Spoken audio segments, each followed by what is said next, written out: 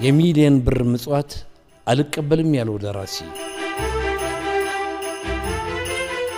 አንድ የሀገራችን ታዋቂ ደራሲ ያነጋገር ለዛ ያለው ፍልስፍናው የመጠቀ ክብር ከምሰጣቸው ደራሲዎች አንዱ የሆነ በአጋጣሚ ግሩቭ ጋርደን ሻይ ቡና ለማለት ገብቼ በተቀመጥኩበት 20 ሜትር ርቀት ላይ ብቻውን ተቀምጦ አየሁት። በእድሜ ብዙ ባንበላልጥም ግን ስለሱ ላለኝ አክብሮት ሄጄ እጅ መንሳት አለብኝ ብዬ ከመቀመጫዬ ተነስቼ እሱ ወዳለበት ቦታ ሄድኩኝ። ደራሲው ወደሱ እንደመጣው ስለጠረጠረ ከመቀመጫው ተነስቶ ሊቀበለኝ ሲል አይገባም አልኩት። እንዴት እንደማደንቀው ጠብ የማይል ፍልስፍናው እንዴት እንደሚመቸኝ ነገርኩት። ተው ይሄ ምርቃት ይበዛብኛል፣ የኛ ደሞዝ እኮ እኛ ለፍተን ለጻፍነው ሕዝብ ምርቃቱን ሲሰጥ ነው አለኝ። ስልክ ተለዋወጥን፣ ተለያየን። አንድ ቀን አንድ ባለጸጋ እንደሆነ የሚነገርለት ሰው ለማስታወቂያ ሥራ ቢሮዬ መጣ። በአጋጣሚ የባጤ ቆጡን እየቀባጠርን ስንጫወት ያ ግሩቭ ጋርደን ያገኘሁት ደራሲ ስም ተነሳ። ባለጸጋው ይህን ሰው ታውቀዋለህ እንዲህ አለኝ። አዎ አልኩት። እባክህ በጣም የምወደው ሰው ስለሆነ አገናኘኝ፣ እንዲህ አይነት ታላላቅ ሰዎችን ማገዝ ደስ ይለኛል አለኝ።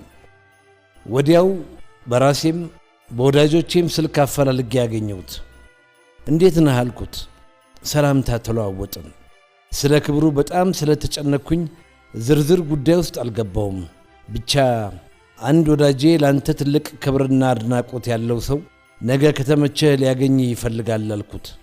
መልካም አለኝና ቦታ ወስነን ኢንተርኮንቲኔንታል ከቀኑ 6 ሰዓት ግድም እንዲገናኙ የቤት ሥራዬን ጨረስኩኝ። ነፍሴ በጣም ነበር የተደሰተችው። እጅግ የማከብረውን ደራሲ አንድ ባለጸጋ የተባለ ሰው ማገዙ ለኔ የተደረገ ያህል ቆጠርኩት። ታላቁ ደራሲ ኢንተርኮንቲኔንታል በሰዓቱ ተገኘ። ባለጸጋው አልመጣም። ስልክ ደወልኩ። ያልከው ሰው እየጠበቀህ ነው፣ ምን ሆነ ዘገየ አልኩት። አንድ ወዳጅ ሞቶብኝ ቀብር ላይ ነበርኩኝ እደርሳለሁኝ አለ። ሰዓቱ እየረፈደ መጣ። ደራሲው ባለጸጋው ጋር ደወለ። ምን ነካህ? ብዙ ተቀመጥኩኝ እኮ አለ። ሸራተን ምሳ እየበላው ነው፣ እደርሳለሁ ይቅርታ አለ ባለጸጋው። የደራሲው ትዕግስት አለቀ። ስማ ሳምሶን፣ ከአንድ ሰዓት በላይ መጠበቅ አልችልም። ከምንም ነገር በላይ ለሚያከብረው ሰው በሰዓት መገኘት ነበረበት። ከዚህ በኋላ ግን ቢመጣም አላስተናግደውም፣ እናም ሄጃለሁ አለ። ወንድሜ በጣም ይቅርታ፣ በአጋጣሚ ችግር ገጥሞት ይሆናል። አንተን አግኝቶ አድናቆቱን ገልጾ ሊያግዝህ የፈለገው ነገር ስላለ ለዛ ነበር የፈለገ አልኩት። በጣም ቆጣ አለ። ምንድን ነው የሚያግዘኝ? እኔ እገዛም አልፈልግም። በምንስ ምክንያት ነው እኔን የሚያግዘው? እኔ እንደዛ አይነት ሰውም አይደለሁም። ከፈለገ መጽዋት ለሚፈልጉ ሰዎች ይርዳ፣ እኔ ጋር ግን ሁለተኛ እንዳይደውል ንገረው። ይህን ያህል ሰዓት ካስቀመጠኝ በኋላ ምን ወሬ ያስፈልጋል ብሎ ስልኩን ዘጋው። እንደወረደ መልእክቱን አደረስኩኝ።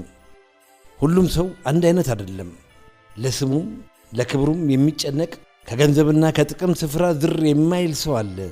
ይህ ሰው አለማየሁ ገላጋይ ይባላል። በማህበራዊ ኑሯችን ውስጥ ያሉትን ፈትሸን ያላገኘናቸውን ስንክሳሮች በጥልቀት እየነቀሰ እያዋዛ የሚያስተምር ደራሲ ነው አለማየሁ ገላጋይ። ከባለጸጋና ከመኳንንት ቤተሰብ የተወለደው ሊዮ ቶልስቶይ ተሞላቆ አድጎ ችግር ሳይገላምጠው በምቾት ተንደላቆ የሚኖር ደራሲ። ይሄ ሁሉ ሀብት እውን ደስታን ያመጣልን የሚል ፍልስፍና ነበረው። እናም ከመኳንንት ሰፈር ርቆ ያልተካበደ እንደ ማንኛውም ሕዝብ ቀላል ኑሮ መኖርን መረጠ። ሀብት ከመርህ በታች ነው ብሎ ስለሚያምን ራሱን ከንብረት ማራቅ ጀምሮ ነበረ። እናም የሚሰራቸው ሥራዎች የፈለገ ሰው እንዲጠቀምበት የኮፒራይት መብቱን እንኳን አልፈለገም። ሐሳብ የሕዝብ መሆን አለበት ብሎ ስለሚያምን በገንዘብ መቸርቸር እምነቱ አልነበረም። ከተመቻቸ ኑሮ ወጥቶ ለእውነት መቆም ነበር ፍልስፍናው። ከ50 በላይ መጽሐፍትና ብዙ አጫጭር ታሪኮችን በርካታ የፍልስፍናና የሃይማኖት ጽሑፎችን ያበረከተ በስተመጨረሻም ራሱን ከንብረትና ከሀብት አግሎ ቤዛ ቤስቲን ሳይተው ያለፈ ደራሲ ብሎም ፍልስፍናዊ ሐሳቦችን በማቅረብ የሚታወቅ ፈላስፋ ነበር ሊዮ ቶልስቶይ። እንደዚህ በራሳቸው ዓለም የሚኖሩ ሰዎች አሉ። የሚጽፉት ለህሊናቸው ነው። የሚሰሩት ሂሳብ ሰርተው አይደለም። ይህንን ባገኝ ባጣ ብሎ ድርሰት የለም። በማጣትና በማግኘት መካከል የሚቀየሩትም ሐሳብ የለም። ገንዘብ ከመጠጥ የሚፈልቀውን ስካር እንጂ ከህሊና የሚፈልቀውን ሐሳብ አያመነጭም። የእነዚህ አስተሳሰቦች ባለቤት ለሆኑ ደራሲዎች ክብር ያስፈልጋል። በህሊና ለሚኖሩ ዓለማየሁ ገላጋይ በራሱ ዓለም የሚኖር የህሊና ሰው፣ በገንዘብ የሚመነዝረው አንደበት የለም። ምጡቅ ፍልስፍናው ከኛ ኑሮ የተቀዳ እንጂ በውስጡ ፈራንካ የለበትም። የሚጽፈውን ስንት ሰው አነበበ እንጂ ስንት ተሸጠ ብሎ ገንዘብ አይቆጥርም።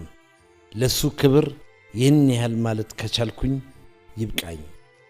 ሳምሶን ማሞ